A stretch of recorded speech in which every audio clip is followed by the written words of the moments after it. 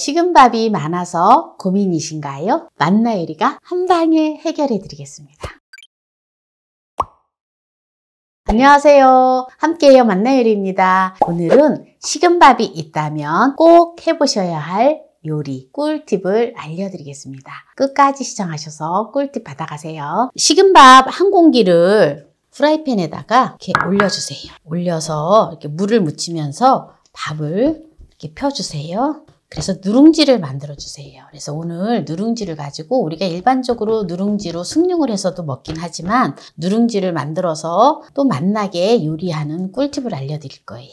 식은밥이 있으면 또 어떤 분들은 밥을 버리기도 하더라고요. 이 아까운 귀한 쌀을, 밥을. 그래서 찬밥 버리지 마시고 또 나중에 냉장고에다가 넣어놓고 밥 데워 먹어야 되겠다라고 하다가 또 버리는 경우도 있는데 네, 그렇게 해서 버리지 마시고요. 이렇게 누룽지를 만드세요. 이렇게 골고루 이렇게 편하게 납작하게 이렇게 펴주면 돼요. 이렇게 해서 불을 약한 불로 해서 누룽지를 만들면 네, 너무 쉽고 간단하게 우리가 보통 보면 이제 전기밥솥을 많이 사용을 하기 때문에 어떨 때는 누룽지가 먹고 싶어도 못 먹는 경우가 많잖아요. 그래서 또 누룽지를 또 사 먹기도 하지요. 네, 그럴 필요 전혀 없어요. 네, 이렇게 이제 골고루 잘 펴졌는데요. 이렇게 해서 이제 불을 이제 켜주면 돼요. 인덕션. 저는 제가 사용하는 인덕션 3단에다 놓을 거예요.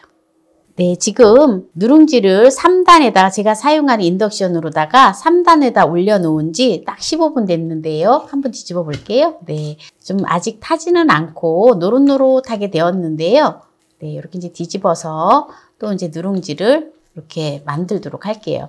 요게 한 20분 정도씩, 앞뒤로 한 20분 정도 되면 약간 노릇노릇한 게 아주 맛있게 되어집니다. 네, 그래서 이렇게 이제 누룽지를 만드는데요. 네, 이렇게 이제 지금 누룽지가 이제 다 만들어졌는데요. 네, 요 누룽지를 다 만들어진 걸 가지고 이제 한번 이제 요리를 해보도록 할게요. 네, 지금 채소를 다 씻어서 지금 이렇게 준비를 했는데요. 청경채 2개를 준비를 했는데요. 요게 청경채는 100g 나갑니다. 이렇게 깨끗하게 씻어서 이렇게 먹기 좋은 크기로 이렇게 한 입 한 입 떼어놓으면 돼요. 표고버섯을 2개를 준비를 했는데요. 표고버섯은 60g 나갑니다. 이게 생표고버섯이에요. 그래서 표고버섯을 썰어줄게요. 그냥 먹기 좋은 크기로 이렇게 썰으면 돼요. 그리고 양파는 반 개만 준비를 했는데요. 양파는 그냥 채를 썰어주면 돼요. 70g 나갑니다. 그리고 당근은 4분의 1개를 준비를 하면 됩니다. 그래서 4분의 1개가 50g 나갑니다. 당근은 좀 길쭉해서 잘라서 이렇게 납작납작하게 이렇게 썰어주면 돼요. 이렇게 이제 채소를 다 준비를 했는데요. 이걸 가지고 식물성 식용유를 한 큰술 냄비에 넣어주고요. 당근, 양파, 표고버섯을 넣어서 살짝 볶아줘요. 네, 불을 켜줍니다. 살짝 볶아주다가 타지 않을 정도로 볶아줘야 돼요. 네, 지금 센 불에서 볶고 있기 때문에 이때 물을 넣어줘요. 물 1리터를 넣어줍니다. 그리고 육수를 내지 않기 때문에 네, 육수 대신에 코인 육수 하나를 넣어줘요. 네, 만약에 코인 육수가 없다 이러시면 다시 멸치 10g, 다시마 10g을 넣어서 육수를 낸 다음에 끓여주시면 됩니다. 네, 요때 이제 국간장을 2큰술을 넣어줘요. 뚜껑을 닫아서 일단 한 소끔을 끓여줍니다. 네, 지금 이제 채소가 지금 이렇게 이제 끓고 있는데요. 이 상태에서 간 마늘 한 큰술을 넣어줘요. 그리고 청경채를 넣어줘요. 청경채를 이렇게 넣어주고요. 천일염을 1작은술 넣어줘요. 이렇게 하면 간이 맞을 거예요. 네, 이 상태에서 누룽지를 만들어 놓은 누룽지를 네, 요때 요거를 넣어줍니다.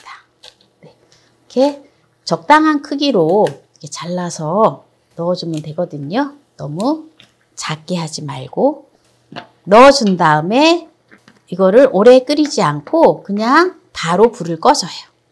이렇게 이제 불을 꺼주면 바로 누룽지탕이 되어져요. 보통 보면 이렇게 누룽지탕을 보면은 누룽지를 또 기름에다가 튀겨가지고 하는 경우가 있는데 그런 경우에는 너무나 조금 또 이렇게 튀기는 거 싫어하시는 분들이 많이 계시잖아요. 그래서 담백하지가 않아요. 그래서 저는 담백하게 이렇게 누룽지탕을 이렇게 끓였고요. 이제 마지막으로 여기다가 참기름을 한 큰술을 넣어서 마무리를 하면 됩니다. 네, 이렇게 해서 아침에 이렇게 채소하고 입맛 없을 때 이렇게 누룽지탕을 끓여서 먹으면 얼마나 맛있는지 몰라요. 네, 이렇게 해서 이제 누룽지탕 끓이는 거를 채소를 넣고 이렇게 이제 보여드렸고요. 이렇게 해서 이제 먹는 동안에 누룽지가 살짝 부르면서 아주 맛있어요. 네, 그리고 또 한 가지 또 우리가 흔히 해 먹을 수 있는 누룽지를 또 보여드릴게요. 네, 여기다가 우리 가마솥에 누룽지, 누룽지탕을 끓일 건데요. 여기다가 물을 500ml만 넣어서 물을 끓여주도록 하겠습니다.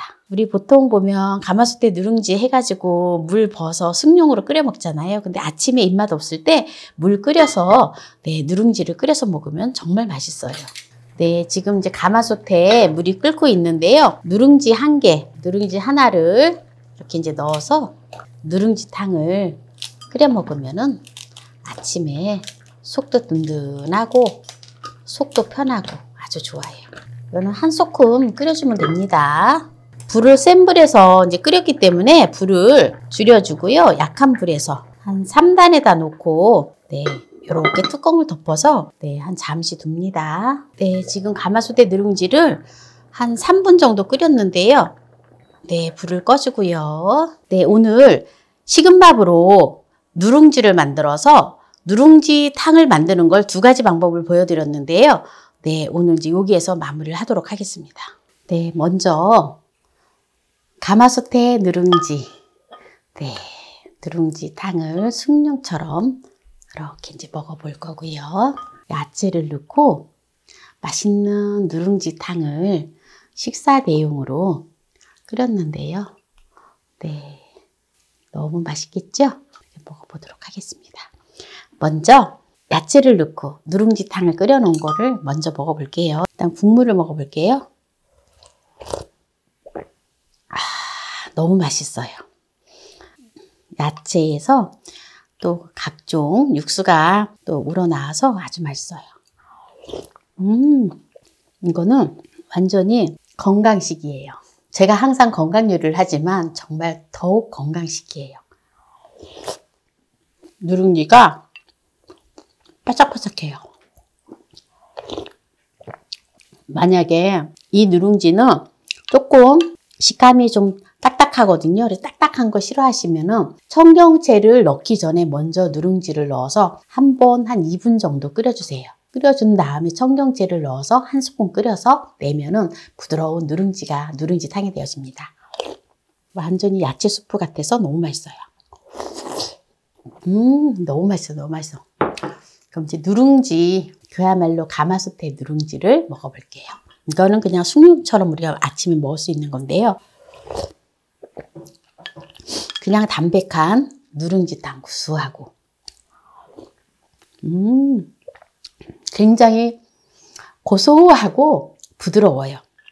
어렸을 때 엄마가 가마솥에다 밥을 해서 누룽지가 누르면 물을 붓고 끓여준 그때 그 맛. 네, 너무 맛있어요. 오늘 식은 밥으로 누룽지를 만들어서 누룽지탕을 2가지를 보여드렸는데요. 오늘 이 영상이 마음에 드신다면 구독, 좋아요, 알람 설정 부탁드립니다. 오늘 이 영상을 끝까지 시청해주신 함께해요 만나요리 가족 여러분 감사합니다. 건강하세요.